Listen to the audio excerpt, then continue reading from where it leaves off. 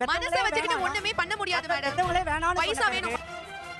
இப்ப இருக்கிற ரோல் வந்து தண்டசோர் ரோல் தான். என் மாமியாரையும் அம்மாவையும் பாத்துக்கிட்டு நான் உட்கார்ந்து இருந்தேன்னா சம்பாதிக்க முடியாத சொல்றீங்க. என் கர்ப்பத்துல உனக்கு இடம் இல்லடா அன்னைக்கே சொல்லியிருந்தா உனக்கு என்ன இன்னைக்கு என்ன ஆபீசரா இருப்ப என்ன இதுவா இருப்ப.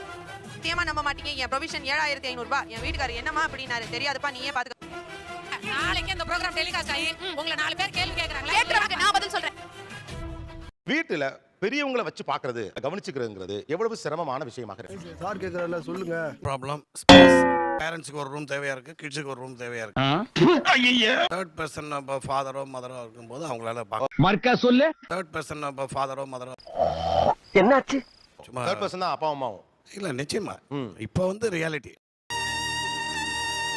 இதான் சார் நம்ம பையன் புத்திங்கிறது. ஹோட்டல்ல போய் சாப்பிடலாம் அப்படிங்கும்போது அவங்களுக்குன்னு ஒரு தனி வீட்லயே சமைச்சாகணும் அப்படிங்கிற ஒரு நெசசிட்டி இருக்கு.